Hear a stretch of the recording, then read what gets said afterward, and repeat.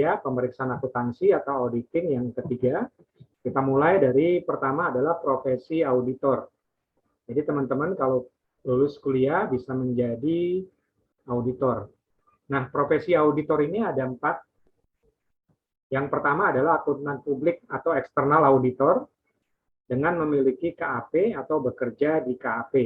Artinya teman-teman bisa bekerja di akuntan publik sebagai auditor eksternal di kantor akuntan publik atau KAP. Yang kedua sebagai internal auditor dengan bekerja di bagian audit internal atau internal audit departemen di suatu perusahaan, swasta atau BUMN. Sedangkan di BUMN biasa disebut sebagai Satuan Pengawas Internal atau SPI. Kemudian profesi yang ketiga adalah auditor pemerintah dengan bekerja di Badan Pemeriksaan Keuangan dan Pembangunan atau BPKP, Badan Pemeriksa Keuangan atau BPK, atau inspektorat di suatu departemen pemerintah. Kemudian yang ketiga, seorang auditor bisa berprofesi sebagai auditor pajak pada Kementerian Keuangan atau Dirjen Pajak. Yaitu adalah 4 profesi yang teman-teman bisa jalani kalau sudah menjadi seorang auditor. Yang pertama di KAP, yang kedua di BUMN, atau biasa disebut sebagai SPI, kemudian yang ketiga di pemerintahan, di BPKP dan BPK, dan yang terakhir adalah di Kementerian Keuangan sebagai Dirjen Pajak. Nah, ternyata KAP ini ada 4 yang terbesar di dunia, atau The Big Four KAP.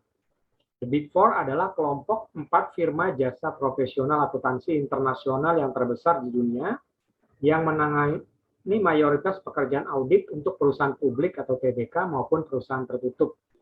Jadi kalau perusahaan yang sudah terdaftar di bursa saham itu sebagai perusahaan yang terbuka atau biasa disingkat sebagai TBK di belakang nama PT-nya. Maupun perusahaan tertutup artinya perusahaan swasta yang memang belum didaftarkan di perusahaan TBK di BI maupun di Bursa Efek. Nah, The Big Four ini adalah perusahaan accounting yang terbesar di dunia. Nah, siapa saja saat ini? Jadi, ada 4 perusahaan accounting yang terbesar di dunia. Yang pertama, ya, akuntan publik atau KAP, yang pertama adalah Deloitte Touche Tohmatsu yang berkantor pusat di Amerika Serikat. Kemudian adalah PricewaterhouseCoopers yang berkantor pusat di Inggris atau Britania Raya. Kemudian yang ketiga adalah Ernst & Young yang berkantor pusat di Britania Raya atau Inggris juga. Kemudian yang terakhir adalah KPMG yang berkantor pusat di Belanda. Itu adalah 4 perusahaan akuntansi yang terbesar di dunia. Kelompok ini sempat dikenal sebagai 8 besar dan berkurang menjadi 5 besar melalui serangkaian kegiatan merger. Merger adalah penggabungan unit usaha menjadi satu unit usaha. Misalnya perusahaan A dan perusahaan B bergabung, itu namanya merger menjadi satu perusahaan. Kemudian dari 8 besar menjadi 5 besar, kemudian menjadi 4 besar, setelah keruntuhannya Arthur Andersen pada tahun 2022 karena keterlibatannya dalam skandal Enron. Jadi sejak tahun 1898, merger dan satu skandal besar yang melibatkan Arthur Andersen telah mengurangi jumlah firma akuntansi besar dari 8 menjadi 4. Nah, ini adalah sejarahnya sebelum menjadi 4 besar, yaitu 8 besar dulu atau The Big Eight. Sebelum menjadi The Big Four atau 4 besar, dahulunya dikenal sebagai The Big Eight atau 8 besar pada tahun 1979 sampai dengan 1989, yang merupakan dominasi internasional dari 8 kantor akuntan publik terbesar di dunia. Jadi sebelum menjadi 4 besar, dilakukan merger, ternyata awalnya ada 8 perusahaan akuntan publik yang besar.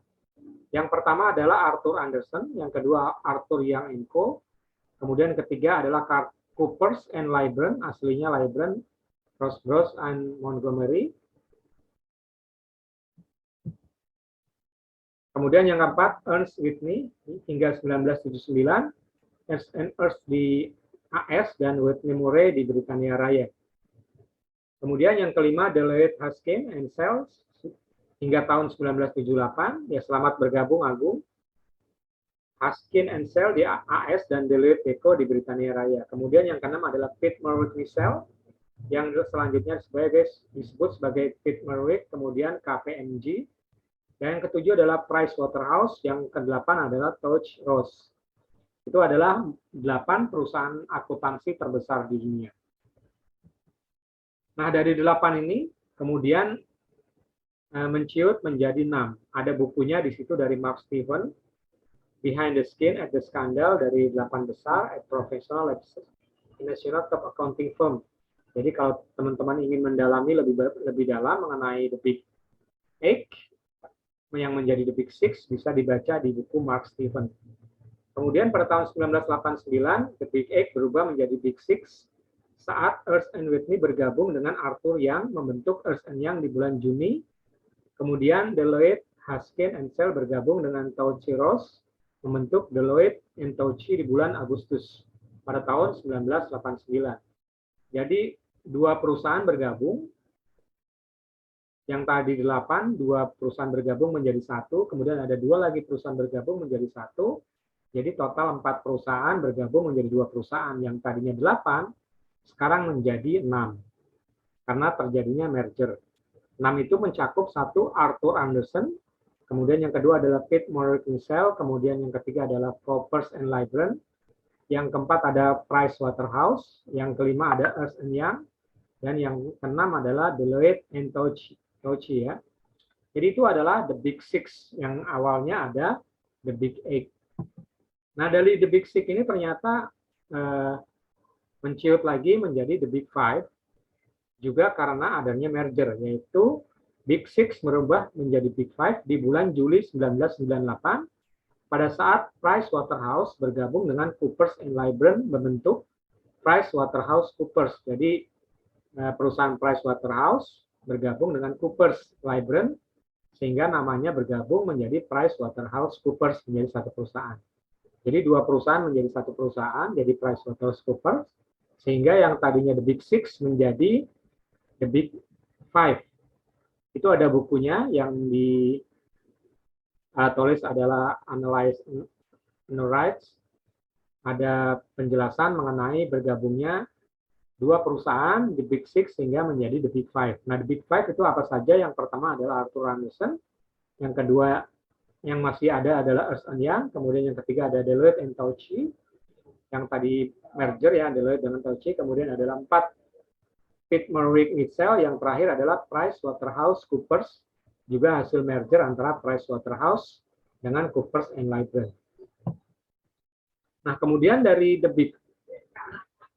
Big Eight menjadi The Big Four.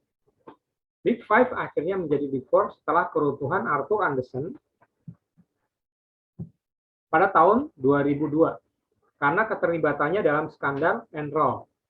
Kantor akuntan Arthur Andersen didakwa melawan hukum karena menghancurkan dokumen-dokumen yang berkaitan dengan pengauditan Enron dan menutup-nutupi kerugian jutaan dolar dalam skandal Enron yang meledak pada tahun 2001. Hasil keputusan hukum secara efektif menyebabkan kebangkrutan global dari bisnis Arthur Andersen. Kantor-kantor koleganya di seluruh dunia yang berada di bawah bendera Arthur Andersen seluruhnya dijual dan kebanyakan menjadi anggota akuntan internasional lainnya. Di Inggris, para partner Arthur Andersen setempat kebanyakan bergabung dengan Ernst & Young, kemudian Deloitte, Touche & Tohmatsu. Di Indonesia, para Arthur Andersen partnernya bergabung dengan Ernst & Young. Oke, jadi ini adalah sejarah The Big Five menjadi The Big Four karena Arthur Andersen melakukan kecurangan. Hasil audit, ya temuan-temuan terhadap kecurangan yang dilakukan oleh Enron, yang dilakukan oleh Arthur Andersen ditutup-tutupi sehingga kerugian dari Enron tidak terlihat karena pengaruhnya besar. Kalau Enron terlihat rugi, akan berpengaruh kepada harga saham yang turun sehingga perusahaan tersebut bisa mengalami kolaps atau kebangkrutan.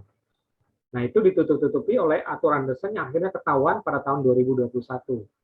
Nah, dari kasus ini Arthur Andersen akhirnya bangkrut karena kasus tersebut, sehingga yang tadinya The Big Five menjadi The Big Four. Yang tadinya kan 5 besar ada Arthur Andersen, ya, yang ini poin 1 Arthur Andersen, kemudian berubah menjadi The Big Four, di mana sudah tidak ada lagi Arthur Andersen. Nah, kita bicara mengenai 4 perusahaan accounting yang tersisa dari 8 ya. Ada tersisa 4 perusahaan accounting yang terbesar di dunia. Yang pertama adalah Deloitte Touche Tohmatsu, merupakan salah satu KAP yang memiliki total pendapatan secara global tertinggi di antara anggota Big Four yang lain. Jadi nomor 1 adalah Deloitte Touche Tohmatsu, berkantor pusat di Amerika Serikat. Pertumbuhan Deloitte Touche Tohmatsu secara global mengalami kenaikan yang signifikan dalam beberapa tahun terakhir dan juga bersaing ketat dengan PricewaterhouseCoopers dalam segi pendapatan. Deloitte Touche Tohmatsu memiliki lebih dari 200.000 karyawan atau tenaga kerja profesional dan mempunyai cabang lebih dari 150 negara di dunia. Di Indonesia, Deloitte Touche Tohmatsu bekerja sama dengan kantor akuntan publik Osman Bin Satrio dan Ernie yang berlokasi di 2 tempat di Jakarta dan Surabaya. Ya, jadi itu adalah profil perusahaan akuntansi yang terbesar di dunia. Yang pertama adalah Deloitte Touche Tohmatsu.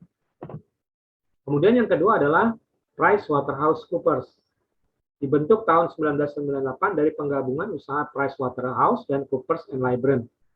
PricewaterhouseCoopers di seluruh dunia mempekerjakan lebih dari 130.000 orang karyawan atau profesional di 148 negara. PricewaterhouseCoopers berkantor pusat di Inggris. Afiliasi PricewaterhouseCoopers di Indonesia dengan KAP Tanureja and Wibisana. Jadi mereka buka kantor di Indonesia dan melakukan kerjasama.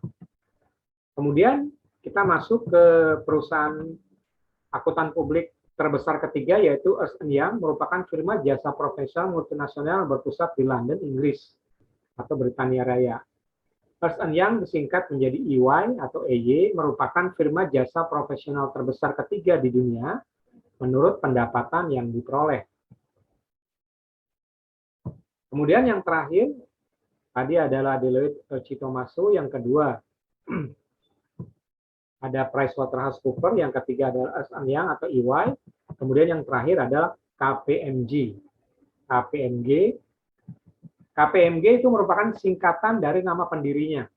K-nya itu adalah Clinsworth, P-nya itu Pitt, M-nya itu Maverick, dan J-nya adalah Golderer. Jadi KPMG adalah singkatan dari nama-nama pendirinya. Ada Clifford, Merwick, Pitt, dan Golderer. KP yang berkantor di Nederland, Belanda ini mempunyai lebih dari 152.000 karyawan, beroperasi di 140 negara di dunia. Pendapatan global KPMG berada di nomor keempat setelah EY. Di Indonesia sendiri, KPMG berafiliasi dengan KP lokal, yaitu KP, Siddhartha, dan Wijaya. Yaitu adalah sejarah dari 4 perusahaan akuntansi atau akuntan publik yang terbesar di dunia. Sekarang kita masuk ke tema berikutnya, yaitu 10 standar auditing. Jadi 10 standar auditing ini dibagi 3. Ya. Yang pertama adalah 3 standar umum. 3 standar umum terdiri dari audit harus dilaksanakan oleh seorang atau lebih yang memiliki keahlian dan pelatihan teknis yang cukup sebagai auditor. Jadi standar yang pertama, tenaga kerja audit harus terlatih, tidak boleh tidak mendapatkan pendidikan khusus audit. Yang kedua, dalam semua hal yang berhubungan dengan perikatan, independensi dalam sikap mental harus dipertahankan oleh auditor. Jadi standar yang kedua adalah independensi. Yang pertama adalah keterampilan atau skill, yang kedua adalah independensi, artinya tidak terpengaruh oleh manajemen. Kemudian dalam pelaksanaan audit dan penyusunan laporannya, auditor wajib menggunakan kemahiran profesionalnya dengan cermat dan seksama. Yang terakhir adalah mengenai standar laporan disusun dengan secara profesional. Yaitu adalah 3 standar umum. Jadi 10 itu dibagi 3. Yang pertama adalah 3 standar umum. Yang kedua adalah 3 standar pekerjaan. Jadi total 6 ya, 3 standar umum dan 3 standar pekerjaan lapangan. Yang pertama, pekerjaan harus direncanakan sebaik-baiknya. Jika digunakan asisten, harus disupervisi semestinya. Terkait dengan pekerjaan lapangan, harus ada perencanaan, dan jika ada supervisi, memang harus terlatih. Kedua, pemahaman memadai atas pengendalian intern harus diperoleh untuk merencanakan audit dan menentukan sifat taat lingkup pengujian yang akan dilakukan. Kemudian yang ketiga, bukti audit kompeten cukup harus diperoleh melalui inspeksi, pengamatan, permintaan keterangan, dan konfirmasi sebagai dasar memadai untuk menyatakan pendapat atas laporan keuangan yang diaudit. Jadi yang ketiga adalah terkait dengan konfirmasi bahwa opininya itu memang benar-benar dilakukan atas dasar inspeksi pengamatan yang objektif. Kemudian kita masuk ke bagian ketiga, yaitu 4 standar pelaporan. Jadi 10 itu dibagi 3 standar kerja, 3 standar lapangan, dan yang terakhir adalah 4 standar pelaporan. Laporan audit harus menyatakan apakah laporan keuangan telah disusun dengan standar akuntansi yang berlaku secara umum. Jadi yang terkait yang pertama adanya standar. Apakah laporannya benar-benar disusun berdasarkan standar akuntansi. Kemudian yang kedua, laporan audit harus menunjukkan atau menyatakan jika ada ketidakkonsistenan penerapan standar akuntansi dalam penyusunan laporan periode berjalan dibandingkan dengan penerapan standar akuntansi tersebut dalam periode sebelumnya. Kemudian yang ketiga, pengungkapan informatif dan laporan keuangan harus dipandang memadai kecuali dinyatakan lain dalam laporan audit. Jadi harus benar-benar akurat. Kemudian yang keempat, laporan auditor harus memuat suatu pernyataan pendapat atau opini mengenai laporan keuangan secara keseluruhan atau secara asersi, bahwa pernyataan demikian tidak dapat diberikan. Jika pendapat secara keseluruhan tidak dapat diberikan, maka alasan harus dinyatakan dalam hal nama auditor dikaitkan dengan laporan keuangan, maka laporan auditor harus memuat petunjuk yang jelas mengenai sifat pekerjaan audit yang dilaksanakan jika ada tingkat tanggung jawab yang dipikul oleh auditor. Jadi itu adalah 4 standar pelaporan. Yang pertama terkait dengan standar akuntansi, kemudian yang kedua terkait dengan penerapan akuntansi yang konsisten, kemudian yang ketiga terkait dengan adanya laporan audit yang informatif, yang keempat adanya opini yang memang harus didukung oleh analisa-analisa terhadap laporan keuangan yang akurat disertai dengan asersi dari manajemen. Nah, ini adalah kesimpulan dari poin 10 tadi ya. 10 tadi ada standar umum, standar pekerjaan lapangan, dan standar pelaporan. Ada 3 standar umum yang tadi kita bahas, 3 standar pekerjaan lapangan, dan 4 standar pelaporan. Dimuat ke dalam 10 standar auditing atau hierarki standar auditing. Bahasan kita yang terakhir adalah kaitannya dengan kode etik profesi akuntan publik. Kode etik adalah nilai-nilai atau norma yang membatasi perilaku terhadap karyawan atau akuntan publik atau independen. Setiap manusia memberikan jasa dari pengetahuan dan keahliannya pada pihak lain, seharusnya memiliki rasa tanggung jawab pada pihak-pihak yang dipengaruhi oleh jasanya itu. Kode etik profesi akuntan publik adalah pedoman bagi para anggota Institut Akuntan Publik Indonesia untuk bertugas secara bertanggung jawab dan objektif. Prinsip etika mengenai seluruh anggota IAPI dan merupakan produk kongres. Aturan etika mengikat kepada anggota kompartemen dan merupakan produk rapat anggota kompartemen. Aturan etika tidak boleh bertentangan dengan prinsip etika. Intinya adalah ada kode etik yang harus dipatuhi oleh akuntan publik. Nah, kode etik apa saja yang harus dipatuhi?